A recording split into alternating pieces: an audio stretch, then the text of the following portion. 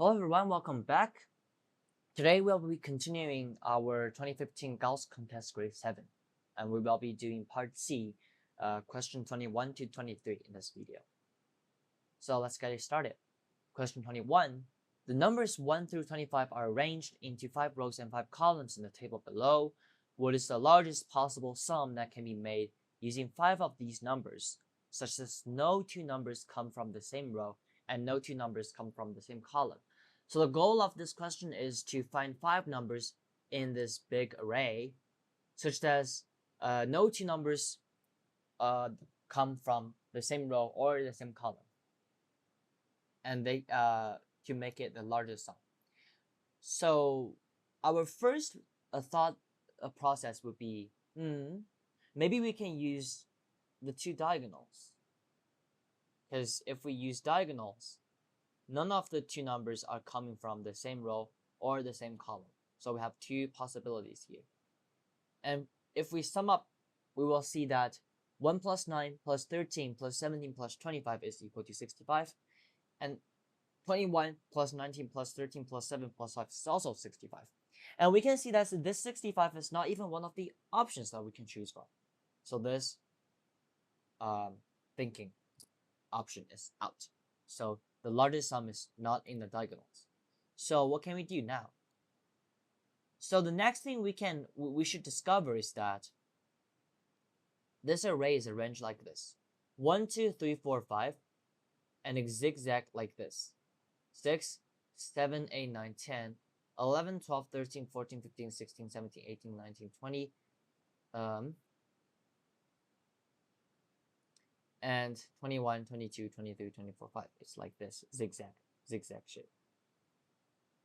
So what can we make out of that?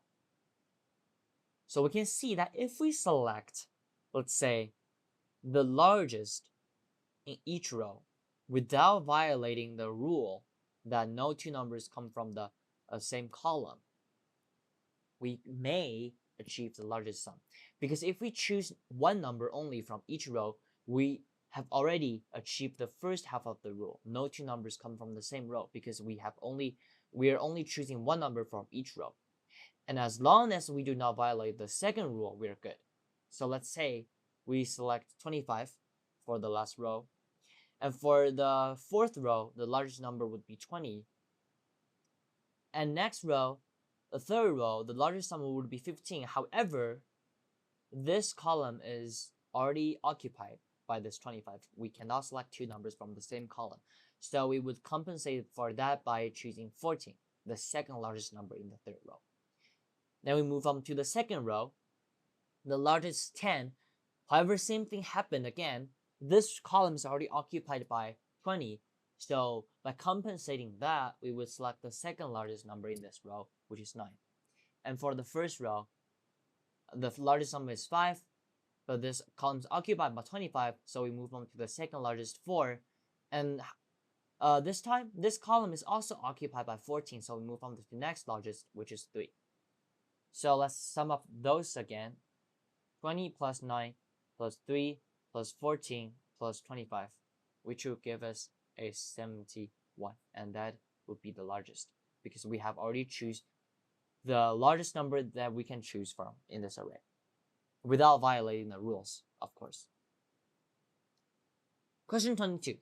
The width of a rectangle is doubled and the length is halved. This produces a square with a perimeter of P. What is the perimeter of the original rectangle? So we can set some variables here. So we can set the width of the original rectangle to be W. So if it's doubled, then it will become 2W. The length of the original rectangle is L, and if it's halved, then it's L over 2.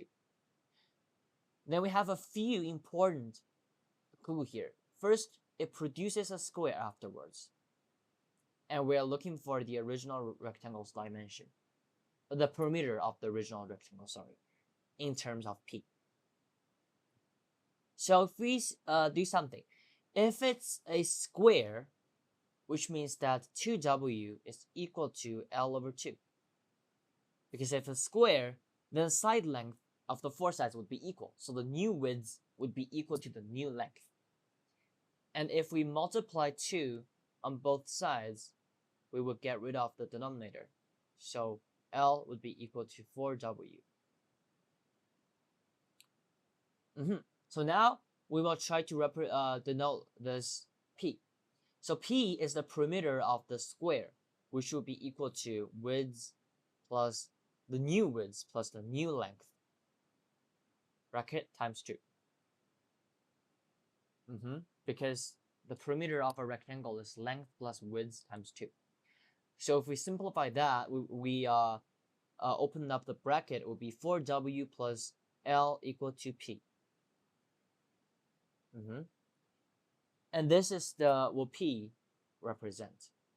But we're looking for the perimeter of the original rectangle. If we do that, it's P original would be equal to 2 times the original length plus the original width, and which would be equal to 2W plus 2L.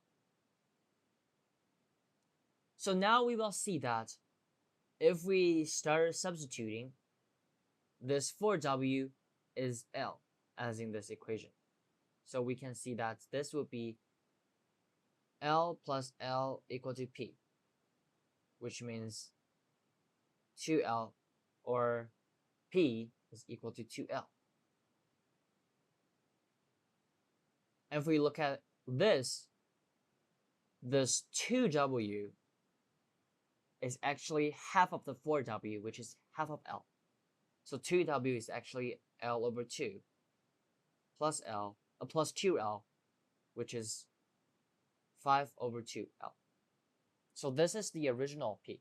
So P original is equal to 5 over 2L, and P is equal to 2L. So how many 2L's are there in 5 over 2L? If we find that number, we can see that how many P's are there in P original. So how do we do that? We do that by dividing these two numbers as shown here, which will give us a 5 over 4. So basically it says they are 5 over 4 2L in the original perimeter, which means there are 5 over 4 P's in the original perimeter. So which means P original would be equal to 5 over 4P, which would be option D. So this is a bit tricky. It involves some skills of algebraic manipulation and setting up variables, identifying equalities, making use of all the evidences in the question. Question 23. A palindrome is a positive integer that is the same when read forwards and backwards. The number 101 and 4554 are examples of palindromes. The ratio of the number of 4-digit palindromes to the number of 5-digit palindromes is. So we're looking for the amount of 4-digit palindromes. So this is combinatorics topics again. We have 4 possible slots. For the first spot and last spot, we will have 9 numbers to choose from, which are 1, 2, 3, 4, 5, 6, 7, 8, 9, because 0 cannot be the first digit. So we have 9 possible digits to choose from, and this would be exactly the same, this last digit. So we wouldn't consider that again. It's just same as the first digit. And for the second digit and third digit, they're also the same, so we only need to consider one of them. Since it's in the second and third spot, so 0 can exist in those spots. So we'll have 10 numbers to choose from. It's 1, 2, 3, 4, 5, 6, 7, 8, 9, and 0. So based on multiplicative principle again, we would have 90 different possible 4-digit palindromes out there. And next, for a 5-digit palindromes, for the first and last spot, we would have 9 possible options again. For the second and fourth spot, we would have 10. And for the third spot, we would have 10 again. So in total, it would be 9 times 10 times 10, which is 900 different 5-digit palindromes out there.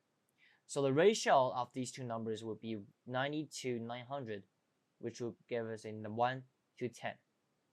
So which means E would be correct. So so I think that is question 21 to 23 for 2015 Gauss Contest Grade 7. Come back for the rest of them.